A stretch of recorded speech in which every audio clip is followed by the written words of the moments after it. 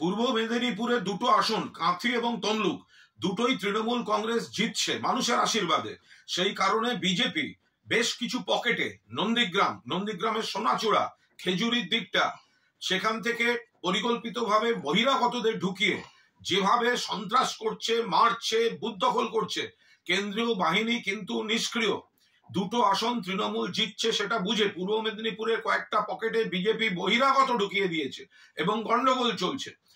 নন্দীগ্রামের সোনাচূড়া থেকে ওই বেলটা খেজুরির দিক দিয়ে ঢুকছে, ব্যাপক গন্ডগোল হচ্ছে। তারা দখল করার চেষ্টা করছে, মানুষকে মারছে, তৃণমূল কর্মীদের মারছে, হুমকি দিচ্ছে, মাইকিং করেছিল প্রকাশ্যে, ভোট দিতে বেরোবেন না, ভোট দিতে বেরোলে গ্রামে অশান্তি করছে। কেন্দ্রীয় বাহিনী ওদের সঙ্গে আছে এবং ইলেকশন কমিশন ব্যবস্থা নিতে দেরি করছে। ব্যবস্থা নিতে দেরি করার জন্য অনেকটা সময় তারা পেয়ে যাচ্ছে। আমরা অবিলম্বে ইলেকশন কমিশনের যথাযথ হস্তক্ষেপ এবং কেন্দ্রীয় বাহিনীর নিরপেক্ষ ভূমিকা আশা করছি, দাবি করছি, যদিও জানি এটা করে হবে না।